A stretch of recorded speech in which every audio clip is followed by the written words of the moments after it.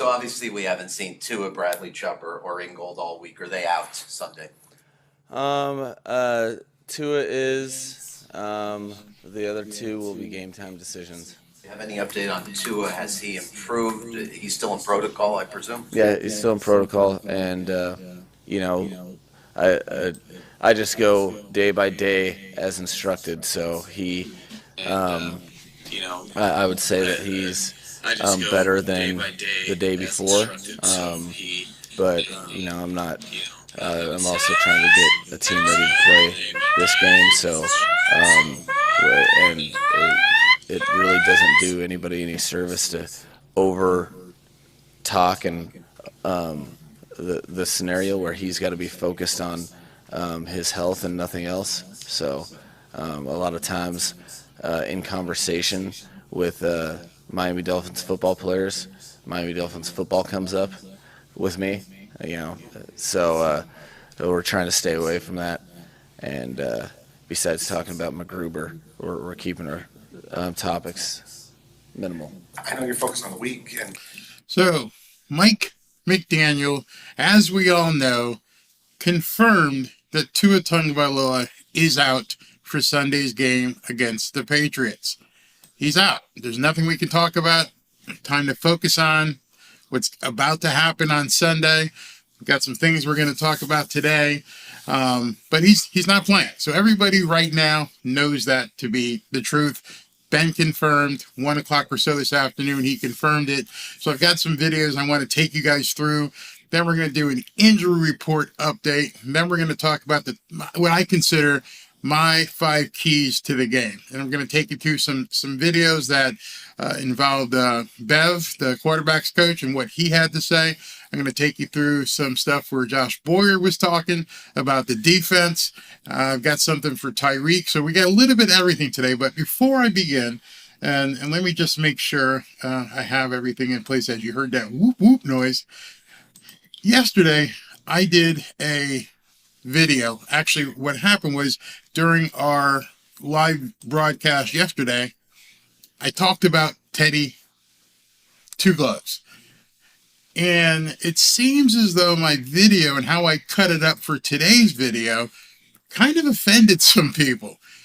So I just want to set some ground rules so you guys know what to expect from me. I pride myself as not being like other YouTubers. I am not a fanboy. Despite what people say, I'm not a two-and-honor. I try to bring fact, and then in my recorded videos, I also try to entertain. I try to make light, make fun. We're in a situation that it's not an easy situation to deal with if you're a Dolphins fan, so I like to bring some levity to the situation. I like to talk to people about, hey, listen, here's some funny things. So I brought in yesterday's content and put a video together, and I was talking about Teddy and how he said he's talking to Stevie Wonder and Ray Charles, and I made fun of him smoking pot and brought in the Stephen A. get off the weed bit, and some people got pissed off. I understand 2022 is a really bad year. Maybe 2021 and 2022 is a bad year. But lighten the fuck up. Chill. Please, just chill. Have a good time. This is football. This is entertainment.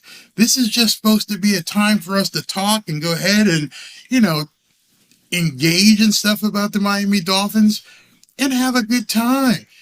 This isn't, some dissertation or a thesis at a university. I'm not here to, pacify people. Let's just have some fun. Enjoy the time that we have together or log off. I mean, that's pretty much it. I'm going to have fun. And I do think it was kind of funny that Teddy Bridgewater were talking to a dead guy and Stevie Wonder. And I don't know what his motivation for doing so was. And I wasn't making fun of his dreadlocks. Somebody actually said that. Somebody like, you're making fun of his dreadlocks. That's an African hairstyle. And save it. Absolutely save it. Go someplace else with that shit. I haven't made use of the ban hammer in a long, long time, in years. But now I've begun banning people because if you don't have a sense of humor, if you don't have just an aura about you, even if you dislike the Dolphins, let's say you're a Bills fan, without being completely insulting, I don't care if you're a Bills fan and you check in here. It's fun. Let's just talk. I'm not here to troll anybody or trash anybody. I just want to have fun talking to you guys. If it turns out it's not fun, I won't do this. I don't need to, and I simply won't do it.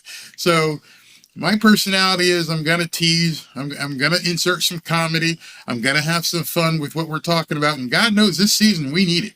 We definitely need it this season because, oh my God, there's been nothing for the last month and a half. Actually, you can go all the way back when Tua got the concussion at Cincinnati. It's like, oh, here we go again. And, my life doesn't revolve or depend upon the fortunes of the Miami Dolphins. My sports fandom involves partly the Miami Dolphins. It also involves, the Notre Dame Fighting Irish. It also involves, let me see if I can reach it.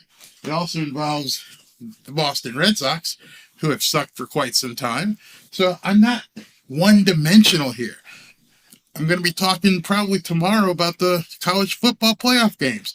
And I think Georgia's going to spank Ohio State. I'm sorry. I just think Georgia's going to spank Ohio State. And I really don't care about Michigan and TCU. Yeah, it doesn't really matter. I think the championship is actually going to be played with Georgia and Ohio State. Either one of those teams are going to spank Michigan, even though, Michigan did something earlier in the season. That being said, let's get back to what Mike McDaniel had to say. Everybody good? All right, break. Getting your team ready, but how do you block out the noise when, on something like this? His brother's right. Everybody does have an opinion. Everybody does have this should have happened, or a what if, or this must happen now, or this should have happened then. How do you block out all that?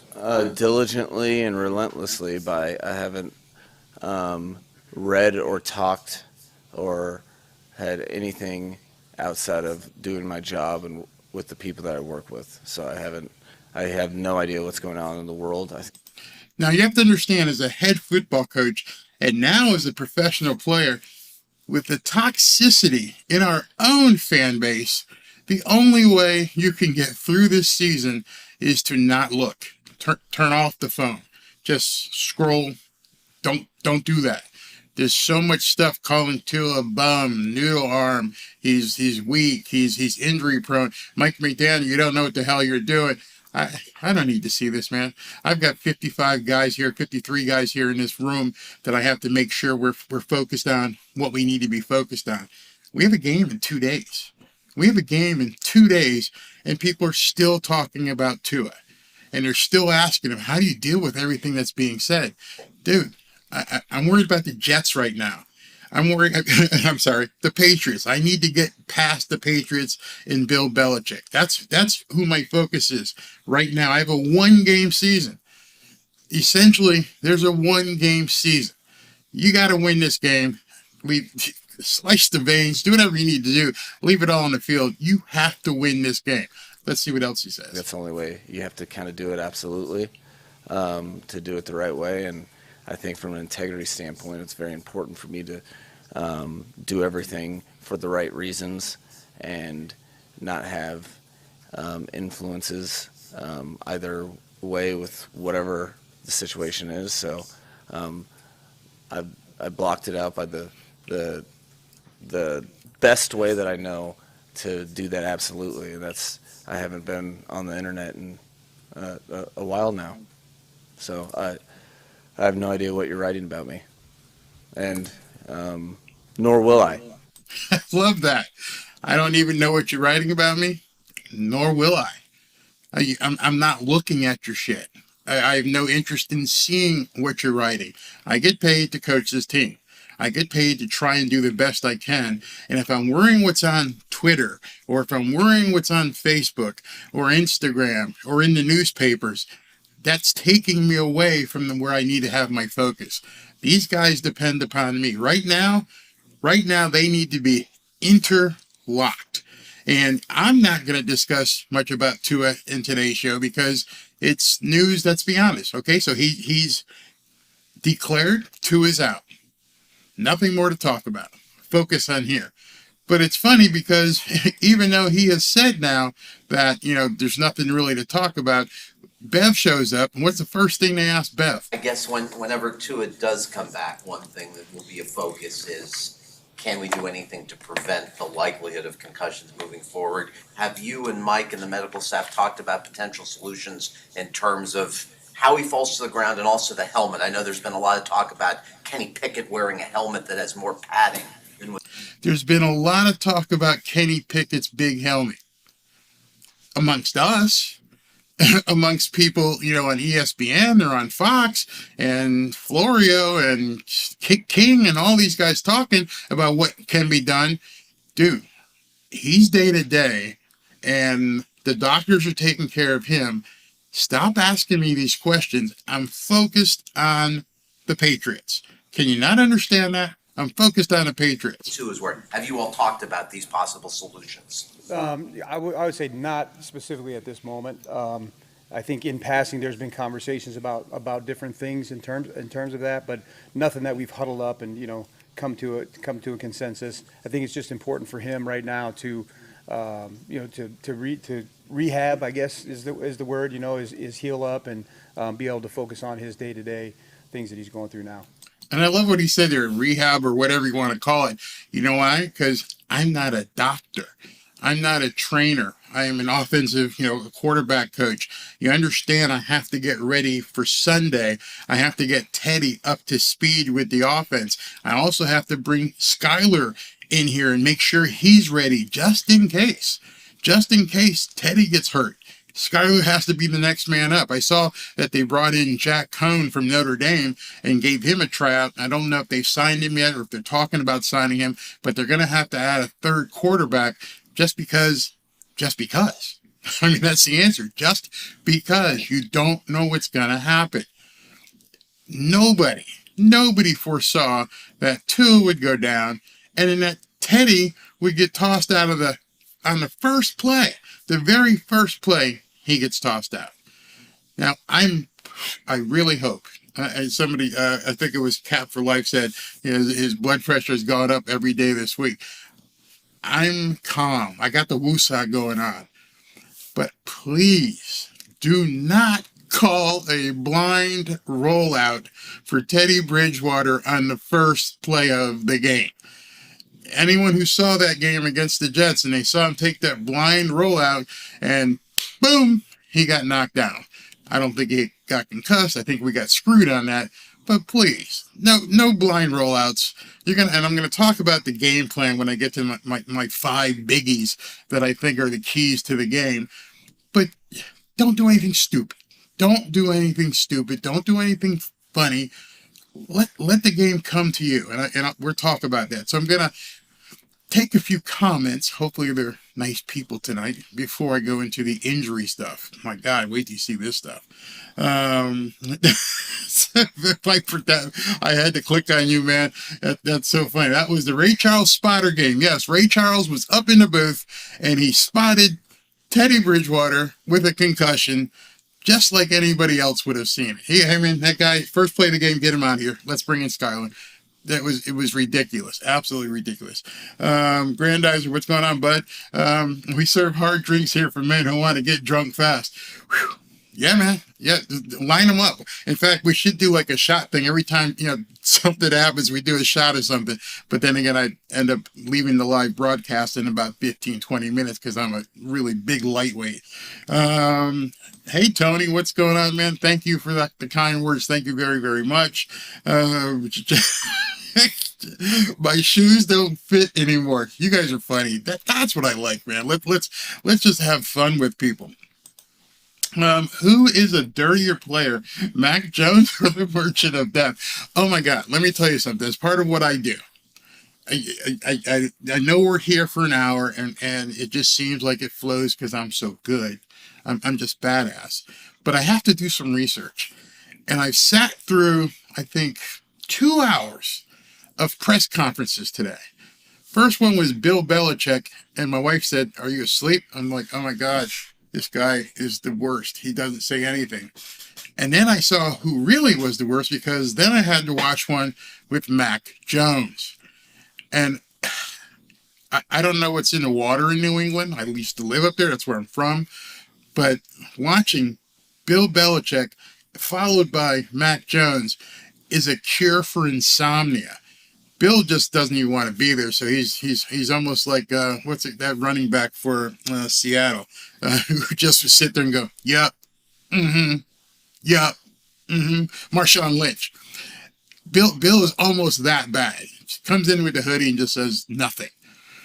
Mac Jones come in and they start asking him questions, the same stupid questions they probably ask him every week, and he just looks like he's from like the Beverly Hillbillies. I mean, I understand he went to school in Alabama. I'm not making fun of that, but he just doesn't. He's a vanilla bag. He had no personality whatsoever. So I have to endure these press conferences to try to find the nuggets that actually make sense to show you. So these things are broadcast to anybody. Anybody can have them. But I realize why a lot of people don't use them, because you actually have to sit through them. And some of them are 30, 40 minutes, and just to get this much of an information from them. I mean, literally, it is that bad. So yeah, Mac, yes, Wazaka says, Marshawn Lynch, I'm just here so I don't get fined. Yep. I just remember just to sit there. Yep. Yep. If you guys ever missed one of his press conferences, those are worth watching because of how he acted. Tommy Bear says, I'd rather watch flies Fox rather than watch that press. Dude, they're bad. I mean, I try to take what I do seriously so I can bring you guys, the highlights of it, but you couldn't imagine sitting through 20 or 30 minutes of stuff. And I personally blame, and I know Grandizer, I've seen you watch some of those, but I personally blame the reporters, because either they've been told, hey, listen, you're going to get tossed out of here if you just try to drill down too much, but they ask the stupidest questions. If I was sitting in front of Mike McDaniel, I would have said, hey, Mike, how you doing? Yeah, thanks for calling on me. I understand Tua is out for this week. When do you expect him back? And Mike would have did the dance. Oh, it's a day-by-day decision. So if it's a day-by-day decision, what step in the protocol is he? Is he step 1? Is he step 3? Oh, I can't really divulge that information. It's private. So you can't tell, is what you're telling me, what step he's on. So how do you know it's day to day? You got to be able to talk like a lawyer and extract the information from people. They're not going to just offer it up. And even then, they may just ignore you and call somebody else. But these reporters ask stupid questions all the whole time. Ralphfield Fortnite says, Stevie Wonder and Ray Charles comments on seeing. Oh, God, that's funny. Will I be changing my Hawaiian-themed homage to Tua at the beginning of your game broadcast to something more Teddy related? Yeah, well, the Hawaiian homage thing, that was for Tua Tuesdays. For the game, it's usually just the girl playing guitar, and it's not really Hawaiian. So the Hawaiian Mele Kalikimaka was retired because it's past Christmas, and Hawaiian Airlines, and the deal with them is over at this point. But the pregame, it's just some footage and some stuff just to get through the game. But what Teddy footage do I have? I mean, maybe I got to incorporate the Stevie Wonder and Ray Charles stuff. That would be pretty cool. Betty Hill fee for Teddy. Oh, that's funny. Let's see here. Buffalo had 8 primetime games this year. Protocol 1 or 2. What's up, Doc? That should be the press conference. That should be the press conference, is bring out the doctor. Let's talk to Doc. Why don't they bring out, the neurologist or somebody who's got some answers? I understand the cloak and dagger stuff, and you want to keep it hush-hush because you don't want to give anything away. I get that. But the fans that you don't care about, I mean, you just said, I don't listen, I don't read, I don't do anything. I'm just focused here. Well, we're focused on the team. We're the ones that buy the tickets. We're the ones that spend $50 for parking. We're the ones that, buy $20 beers. I think we deserve as fans more information than you just saying it's day by day. Day by day. How long is it day by day for? I don't know.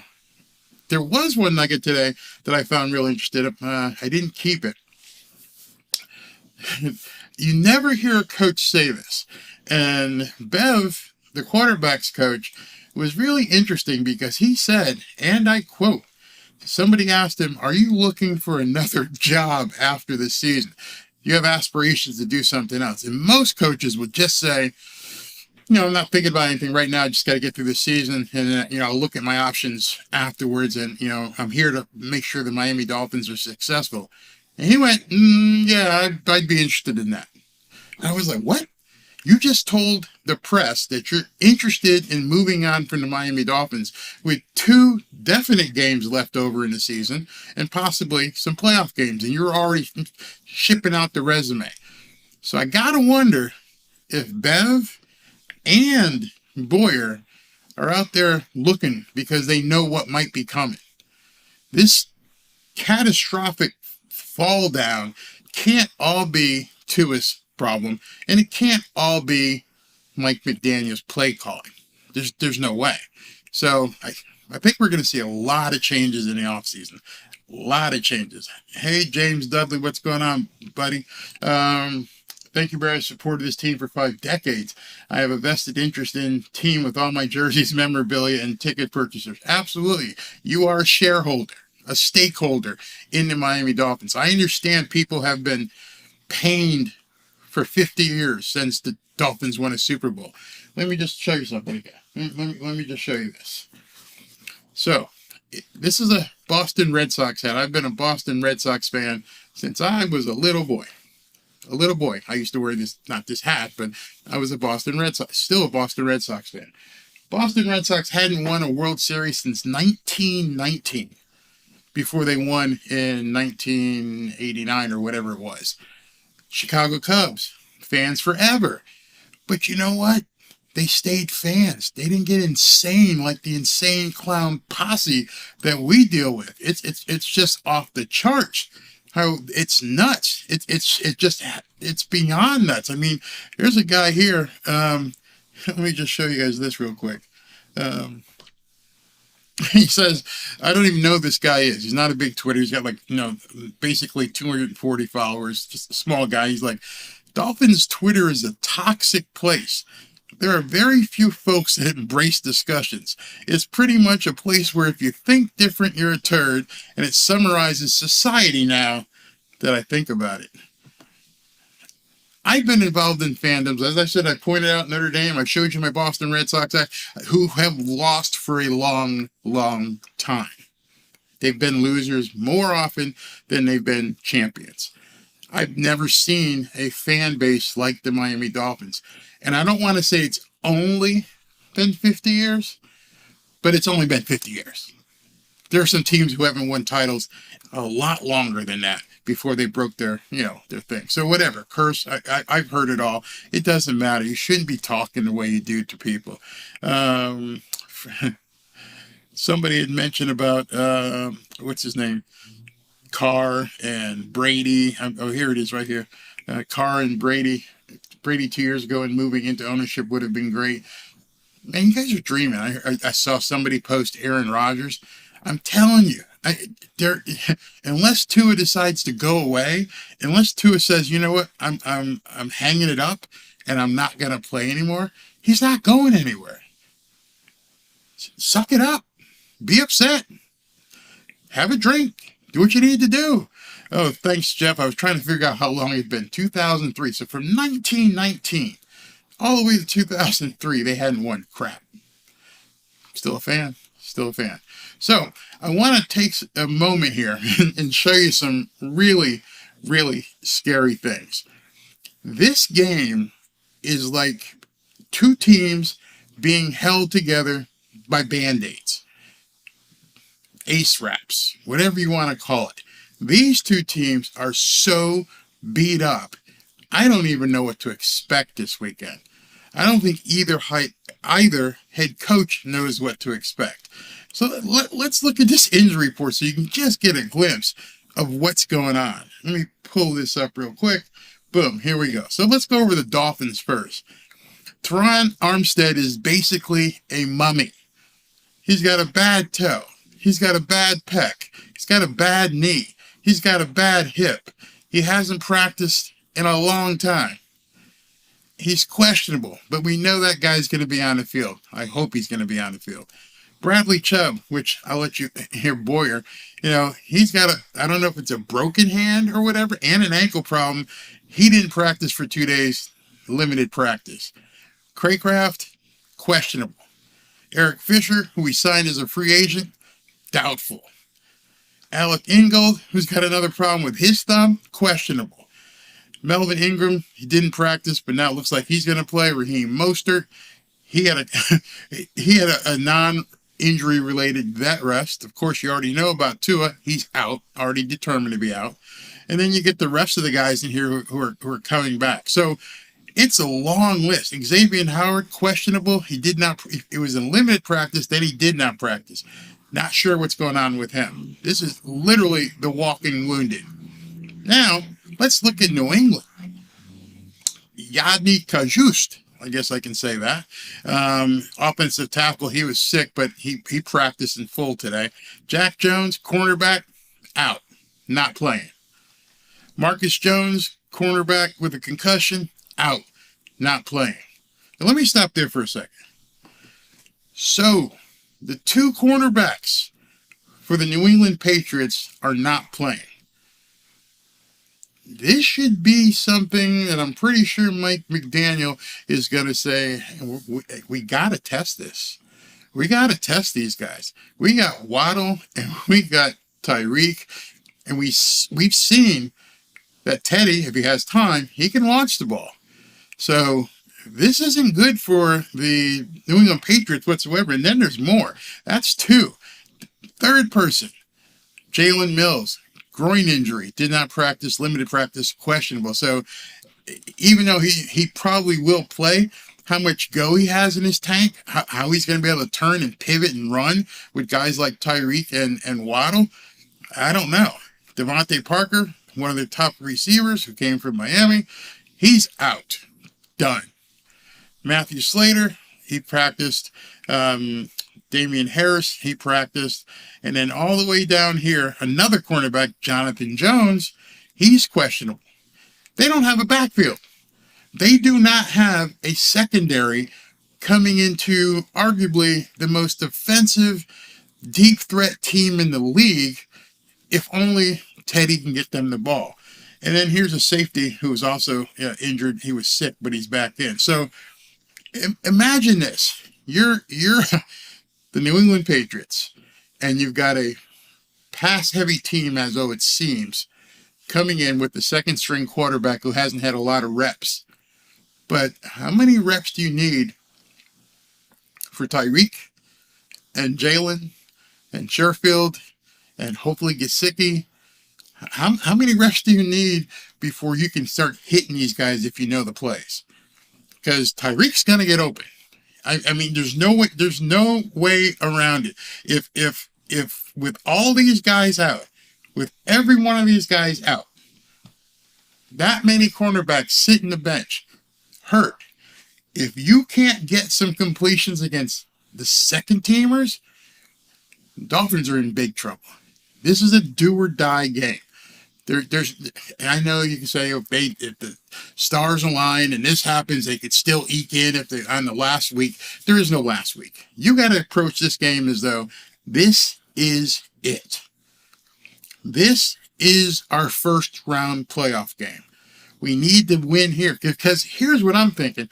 If the Dolphins win and Seattle beats the Jets and the Dolphins clinch, start Skyler against the Jets. Don't even worry about it. Just let him hand off 50 times. I don't care. If you can clinch that position, if you can clinch that last playoff spot, back off, let everybody get healed. You got too many guys. I mean, I would be bringing in the practice squad. You got too many guys ailing. Look at this. Look how many guys are on this report. Look at this. That's just way too many guys to risk having to play the Jets at full speed. Let the Jets, if you end up losing, you lose. Beat the hell out of the Patriots, exploit their weaknesses, and move forward. That's what I think. So I want to play a couple of videos by Boyer. They're kind of short. And Boyer, in case you guys don't know, Josh Boyer is the defensive coordinator. And this is, in my estimation, his game to win or lose. This is what's going to show whether they keep him as a defensive coordinator. So listen to what he says here. Josh, do you have any sense yet whether Bradley can be an effective edge rusher playing with a huge thing on his hands? Well, I think, he's dealing with a number of issues, and he's working hard to get, to a position where he can help us. So I would say we're in a day-to-day category there. I mean, obviously, there's things that you can do to help, certain situations if you're limited with one hand. But he's working hard to get back, and we'll kind of see where that falls at the end of the week. So he knows going into this game, hope you guys can hear that. I just realized it was kind of low. He's going into this game not knowing if he's going to have Bradley Chubb. If he has Bradley Chubb, it's a game time decision. So is Ingram going to be? Ingram, let's see, where was he on this injury report? Melvin Ingram on here, he did not practice on Wednesday. On Thursday and Friday, he's got no status, so hopefully he's going to be in there. But at this point, we got to have somebody coming after Mac Jones. You're going to have to bring a blitz package, do what you can. He doesn't have his number one receiver. Get after him. Stop their run, obviously, but get after him. So that was number one thing he said. Number two, and this is something you guys have heard me say over and over and over. So I'm going to make sure that I've got this turned up so you guys can hear this really well, because it's really important and kind of underscores what I've been saying all season long. They're good players on the other side of the ball too. They make plays. That's part of the game. But the reality of it is, over the course of a 60-minute game, if you make it tough and difficult and don't beat yourself. Don't beat yourselves. Did you guys hear that? Did you hear that? I don't know if he's been watching the show. I don't know if he tunes in after my thing and hears what I say every single game. Every single game, I always tell you it's one of the keys to winning is don't beat yourself. It wasn't something I made up. I told you guys on my live broadcast, that was drilled into my head as a kid. Don't beat yourself. Here's an NFL coach saying it. And don't beat yourself. I think that puts you in the best position to win. Don't beat yourself puts you in the best position to win. It was like my high school coach. I heard that and I went, whoa, I got to cut this. It was literally like my high school coach sat in front of me and was looking at me through the lens. And he said, remember this? Remember what I told you? Remember what I told the entire team? You were in a better position to win. You were in the best position to win. You have a huge advantage if you simply don't beat yourself. And any of you guys who have watched my live broadcast, you know that I say it every single Sunday. It became an anthem. I said I was going to get a banner and put it up there and say, don't beat yourselves. So now I know, and I have confirmed, and you just heard, the defensive coordinator for the Miami Dolphins is instilling that in the guys on the team. Don't beat yourself. I don't know if you've heard it anywhere else besides me on any other YouTube channel, but I've been saying it since game one. That is always going to be one of the keys to the game. And it's a credo that it was instilled in me as a young boy. I had to learn that, and I had to, bring your teammates along with you. Don't beat yourselves. Let's see here. Duke Thomas says exactly. Let's see. Ooh, I've tried to read. It says, ew, every time I beat myself, I still feel like I'm I'm glad you have a sense of humor. Joseph B says, even if the Dolphins don't make the playoffs, I love watching off season to watch the Bills fail. So that's always fun. Yeah. I've been thinking, I'm like, what am I going to do when it's in the off season? So I'm going to just pose a question to you guys. What do you want to see in the off season? Just when you get a chance, go ahead and put something in the comment section and let me know what you'd like to talk when February hits and mid-February after the Super Bowl and there's no games to talk about. Yeah, we've got the combine and we've got free agency and we're going to have coaching changes and we're going to have a bunch of stuff before we get into OTAs and mini camp and then obviously preseason in July. But in that dead period between like February and April, the draft is like the third week in April. In that period of time, you guys just tune out? Or do you still look for information on the Dolphins or something else? Let me know. If you are married, you have to. You guys are killing me. I'm glad you're in a good mood. What are you looking for in the offseason? A real quarterback. Ouch. Ouch. Ouch. Ouch. Ouch. We need another defensive coordinator. I mean, Sean Payton's out there putting together a super coaching team. He's talking about bringing Vic Fangio in and being his defensive coordinator. It shouldn't be too hard to find a good defensive coordinator with the talent on this team. It shouldn't be too hard to find a good quarterback coach / assistant offensive coordinator with the talent on this team. I still believe that QB1 has it. I think what he has to do is learn, like some other people have said, stop being a warrior, throw the ball away. Number two, somebody put him in karate class and learn how to fall, or judo or jujitsu and learn how to fall. That's another thing.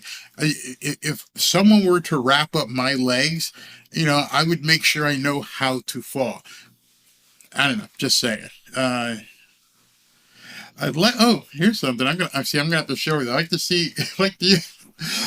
see you have your wife on the show with you talking about her dealing with you and the Dolphins. Well, the reason why I kind of look spiffy tonight, I'm looking kind of dapper, if I do say so myself. Just let's see, so you guys can see this stuff here. I've got my polo shirt on because once I hit the stream stop button on this, she's got me going to a restaurant. I got to take her out to dinner. And because we like to go out the night before New Year's Eve, before the crazies come out. So we go out the night before New Year's Eve. So, yeah, just things you got to do. You know what I mean?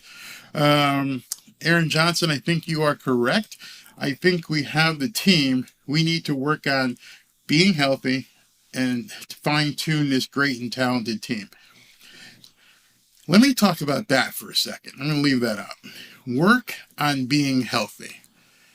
Unless we're going to go, as the Troy Vincent said in the video I played a couple nights ago, unless we're going to flag football, being healthy is going to be a problem moving forward in the NFL.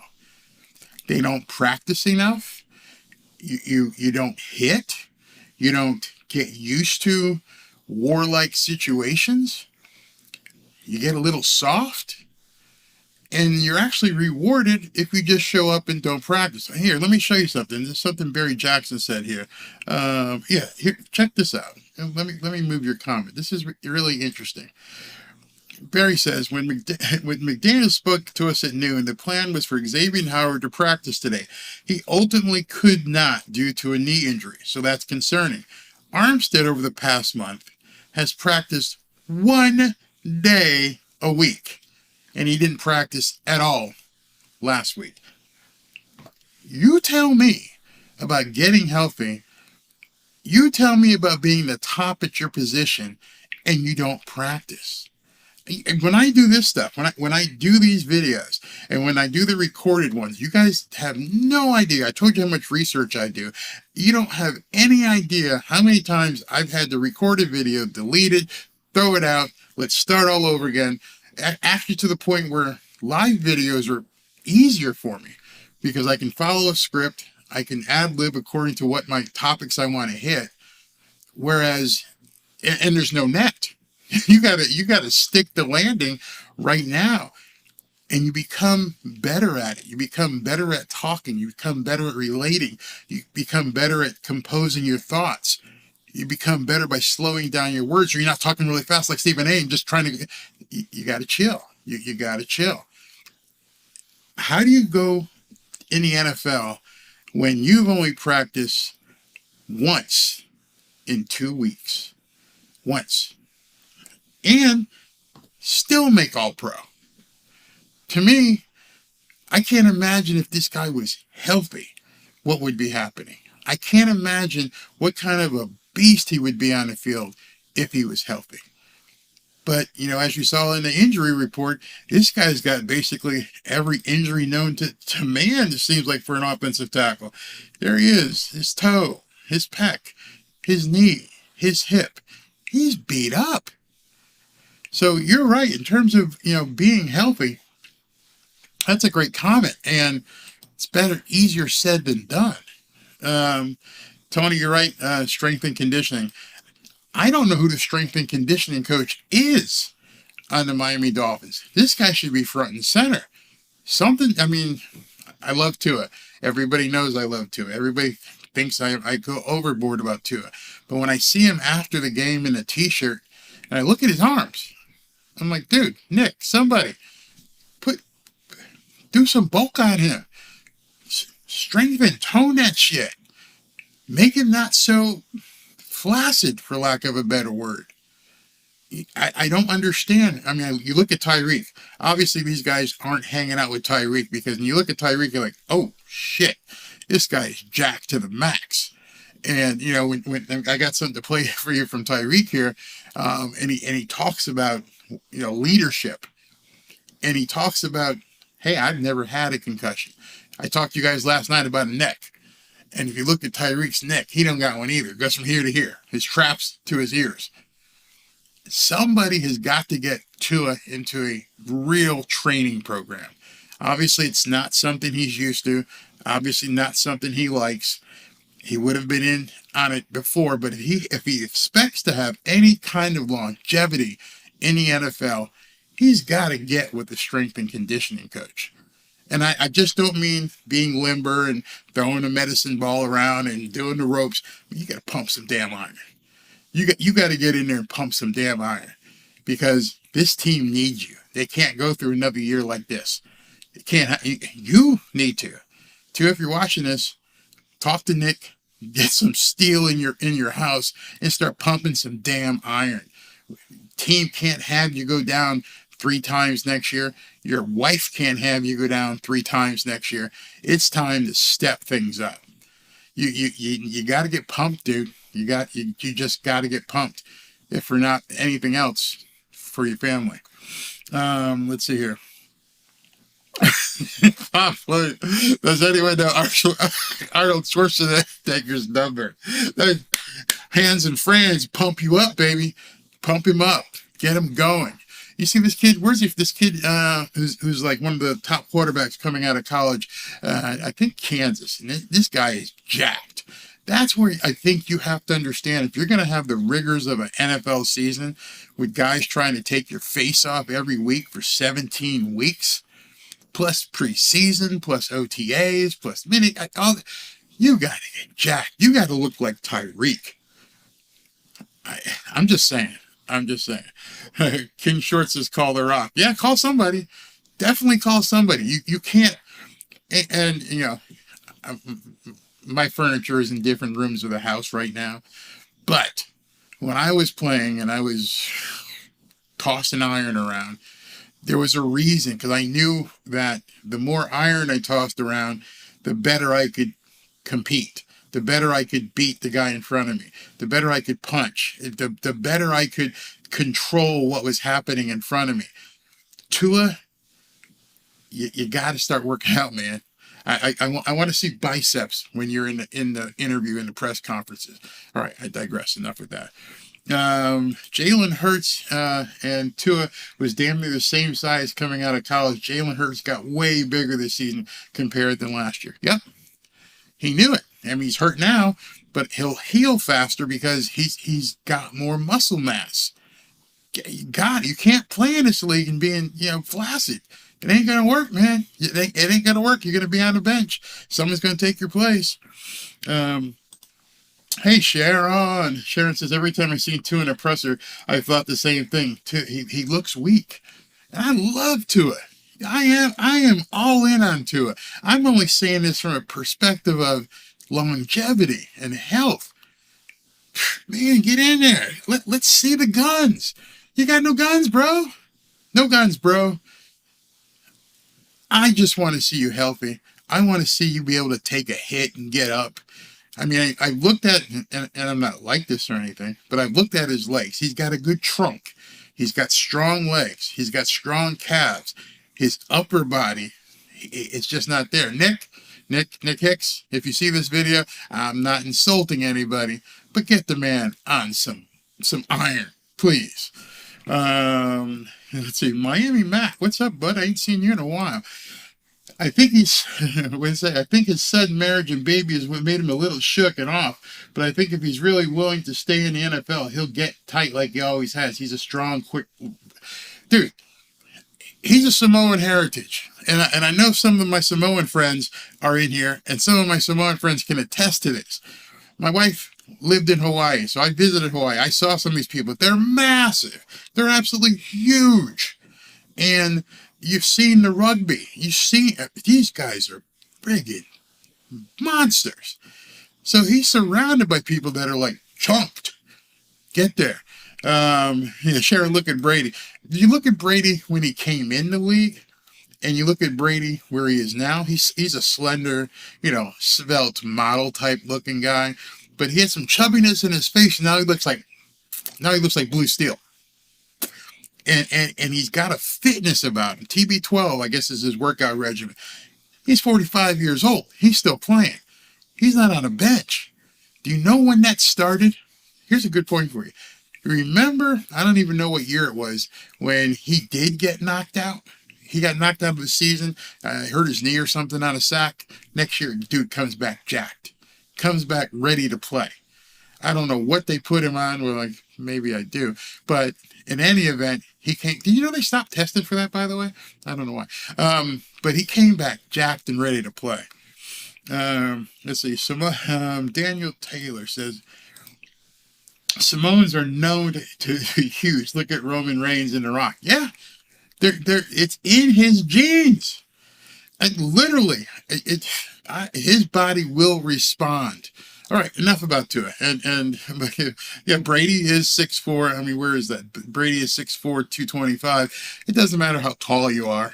I mean, it means that your muscle length is bigger. But you can still put on some serious rock at what they say Tua is 6'1", 217. So he can put on some rock and be 6'1", 220 and just move the furniture into different rooms of the house. He's obviously a professional athlete. Get with Tyreek and have Tyreek put your shit together for you. Brady's working on a keto diet. That's what my wife's got me on. It sucks really bad. I like muffins. I like blueberry muffins. I ain't had a blueberry muffin since I can't tell you when. My morning regimen used to be, I'd go to 7-Eleven, get the fresh blueberry muffins, 2 or 3 of them, and a quart of iced tea, and that would basically be my breakfast. And I haven't had a blueberry muffin in probably 6 years, and it kills me every time I walk past them in the aisle. And enough about me.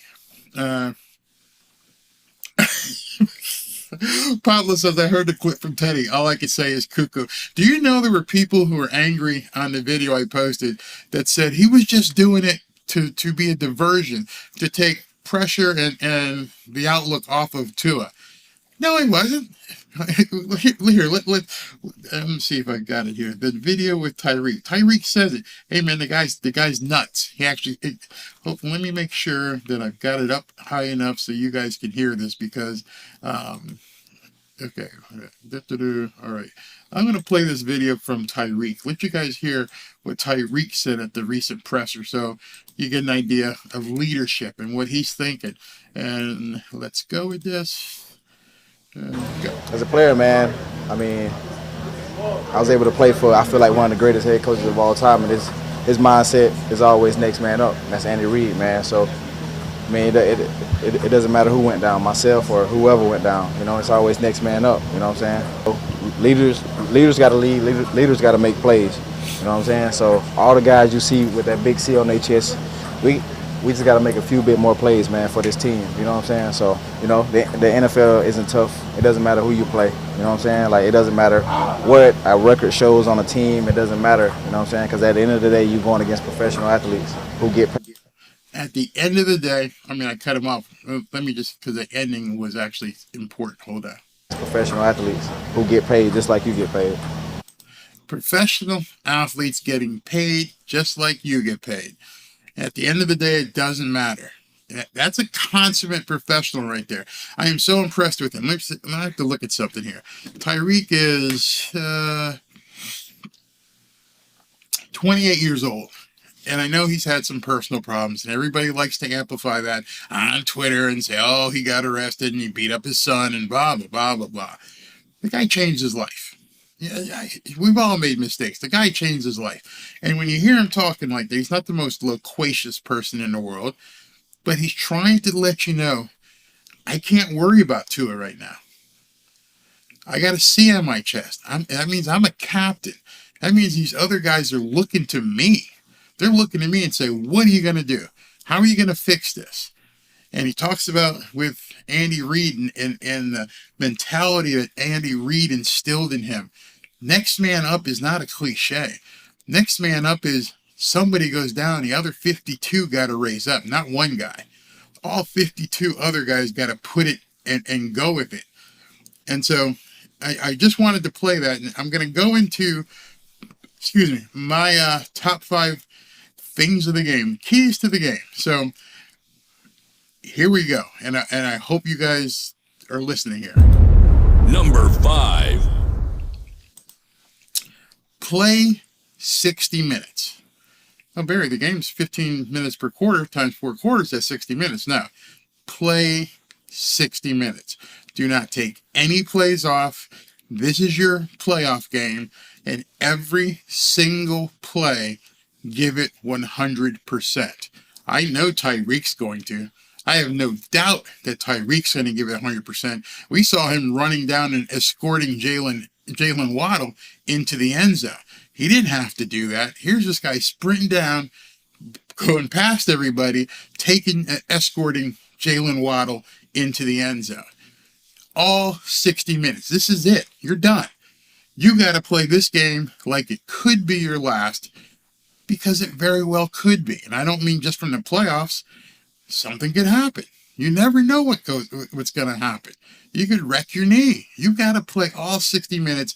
Give your teammates the entire 60 minutes that you expect to win this game. And so, Number 4. All right, number 4, and this is where I get myself into trouble here. But you saw what Boyer said. I really feel this game, the defense has to score, or special teams. And I don't mean Jason Sanders with a field goal. I'm talking about a block punt, something like that. Create a fumble, interception, pick 6. This is going to be one of those games that could be decided on a defensive play. You saw the injury report. Starters are hurt. So many people are hurt. You saw what happened when New England played Los Angeles. Talk about playing 60 minutes. They're trying to do loop-de-loop plays and throw things backwards, trying to score at the end. And the defensive player intercepts the stupidest lateral ever, face plants Mac Jones, and runs in for a touchdown. Play all 60 minutes. Let the defense and special teams, the defense and the special teams, you got to step up and make a play. And like Boyer said, don't beat yourself. Whatever you do, don't beat yourself. Number 3. And number 3, protect Teddy. Teddy is it right now. Teddy is QB1 for the foreseeable future, for at least this game. Teddy is QB1. He's a little bit more agile than Tua, but you're going to have to give him time. I think it's imperative, especially if Armstead doesn't play, you got to give him time. If you don't give him time, you lose. Number 2. All right, so the number 2 key to the game as we're going up the top here, and I look down here, is, as you can imagine, run the ball. Impose your will on the Patriots. Let me put my face up there. Impose your will on the Patriots. Run the damn ball. Don't give up on it, Mike. Don't stop. You can't. This game is going to probably hinge on a turnover or a penalty. You got to keep it close. You got to shorten the game.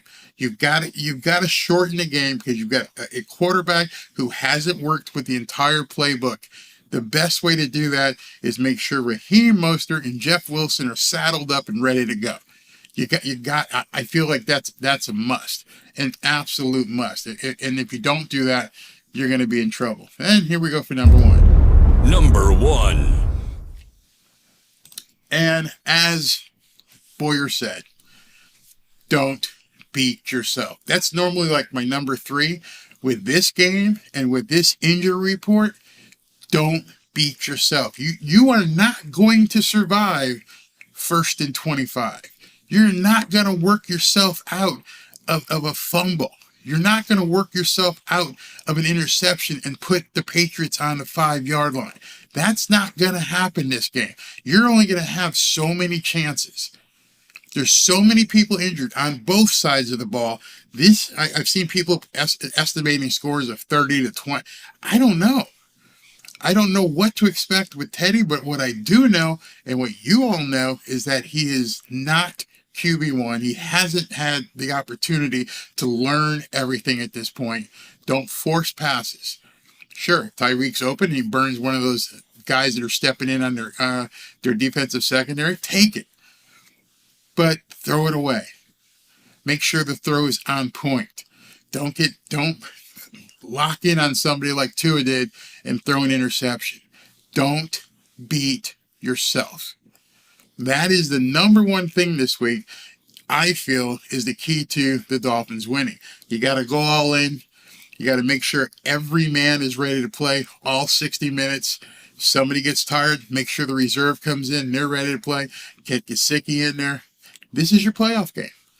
This is your playoff game. So that's my top 5. Tua Tagovailoa, my quarterback, says maybe get the water boy to play on defense. I don't care. I talked about North Dallas 40 yesterday, and I don't know if you guys had gone and seen that movie, but that one scene where, Mac Davis is the quarterback and, Bo Svensson is the lineman, and he's like, "What's wrong with you?" "I hurt, Poot. Hurt? You ain't got time to hurt. We all hurt." This team is hurting. Everybody on this squad right now is feeling something, even if they're not on that list. Even if they're not on that list, we know Jalen Waddle has been hurt. It's not going to take much more for him to get hurt again. Leave it on the field. Yeah, Dan Collins, that was a really, really great movie. If we ever have a movie night, maybe we should have a movie night. Yeah, we'll think about that. Yeah, Dolphins win, Jets lose, but you got to take care of the first half of that sentence. Dolphins have to win. Do not think you have the luxury of backing into these playoffs. You got to win this game. Ross may sell the Dolphins, but that has nothing to do with the players on the field. Nothing to do. You got a game on Sunday against New England Patriots. That's what your focus is. Don just put the bound down. Husker fan for life. Run the damn ball is a fan's motto. It was even shown in our loss in Ireland. Run the damn ball. They said the weather's not going to be too cold. Down here, it's like back up to 84, 85. But I understand in Boston, it's going to be, 54, 55. Not bad. Not sure of the wind, in Foxborough this weekend. But it's going to be a fast track. Tyreek's going to get open. But you just can't beat yourself. That's it. Miami has to be the worst team in the month of December every year. This year, they can turn that around. This year, if they win, well, actually, too late, right? Yeah. That means Sunday is actually the next January. So, all right, so we put December behind us. But let's just call it. Can we just call it December, end of the year? You got to win this game. Hey, guys, I could hang out for a lot longer, but as I told you, I've got dinner reservations with the wife. We're going to take her out for her pre-New Year's Eve dinner. I hope every one of you has a great safe New Year's Eve. I'll be live for the game, but I won't be live tomorrow on Saturday, just doing this Monday through Friday. So that I'll be posting another video, but stay safe out there. Stay away from the hooligans. If you're going to go out on New Year's Eve, call an Uber. Have fun, call an Uber, don't do anything crazy. I want to see you back here for the game on Sunday, and I can't do that if New Year's Eve you do something stupid. Stay safe out